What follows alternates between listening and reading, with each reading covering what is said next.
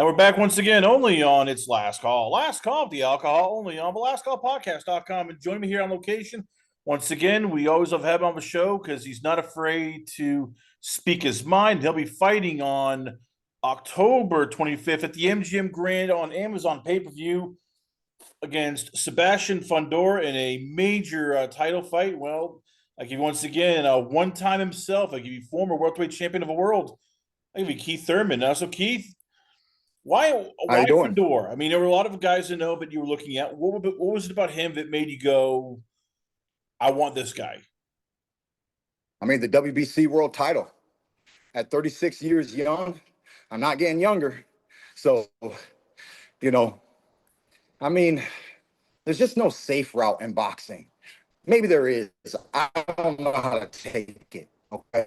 If there's a safe route, that's not the exit I take.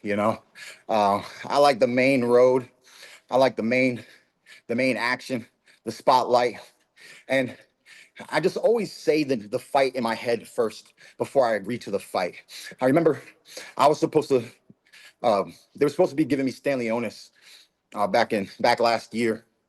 And I kept thinking that's what they have and that's what's on the table. And I'm going to have to take what's on the table because sometimes there's just not a lot to pick from. And then I got the phone call.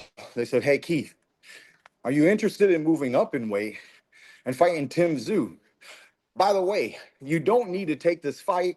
We have, Stanley Onis on standby. We have that ready in the works, but we have this proposal for you."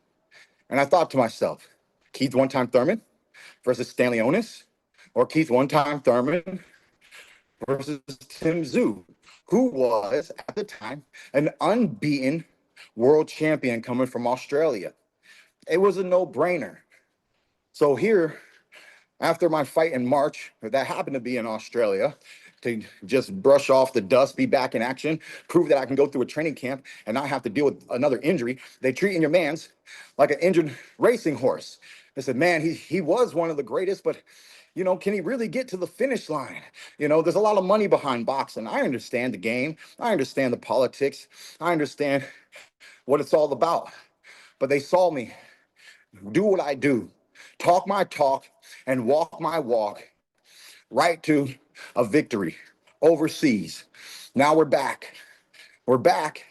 And I knew they weren't going to give me a fight over the summer. It was disappointing. I was trying to be back in action for myself, for the fight fans, to make up for lost times. Once again, some things that you want in life, they don't manifest. The summer fight didn't manifest. I had to watch the rematch of Tim Tszyu and Sebastian Fondura.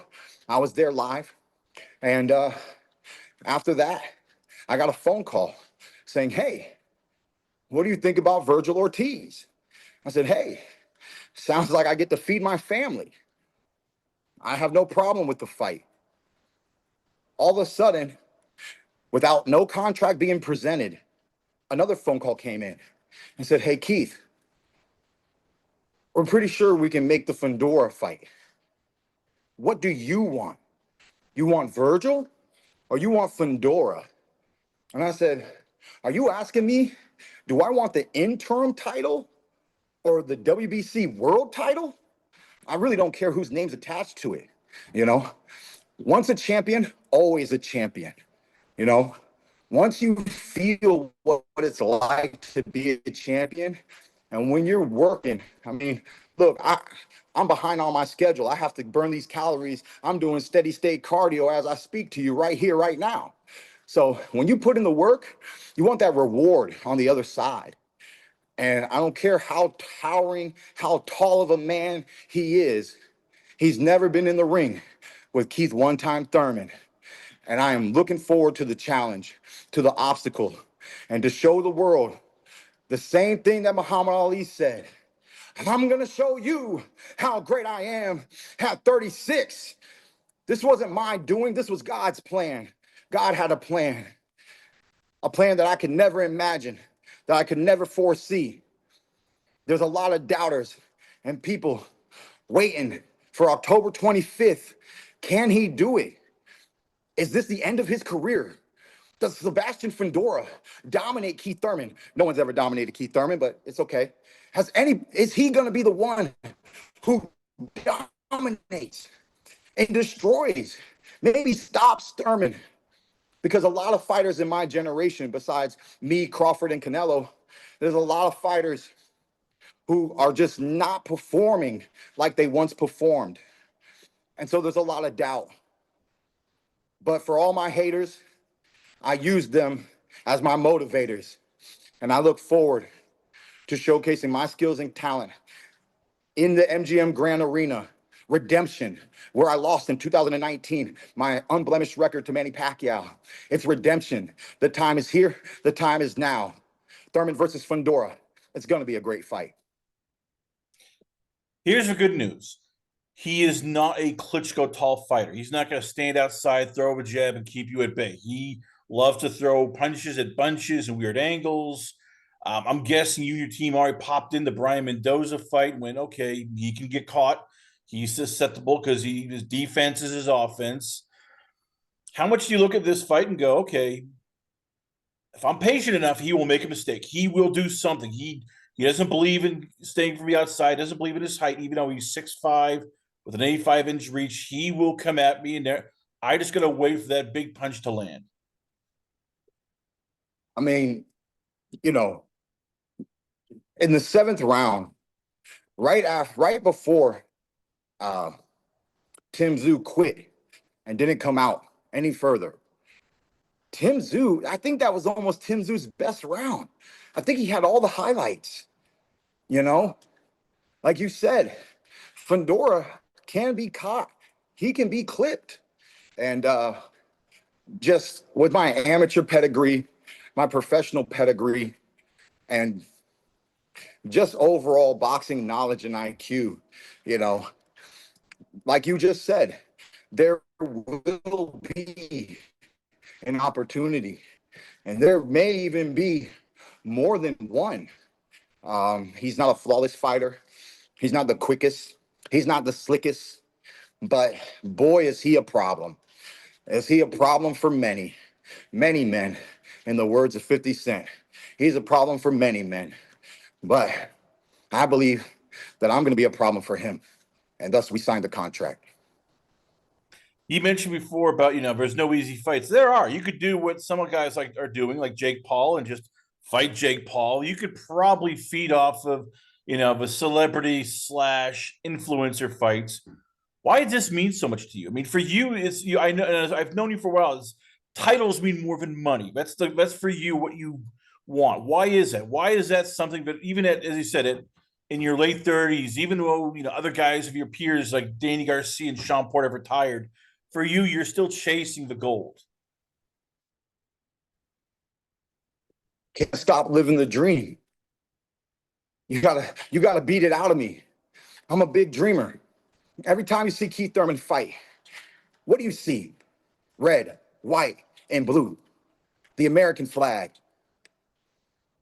This is way before Mega. This was way before anything. Why do I represent America every time I step in the ring?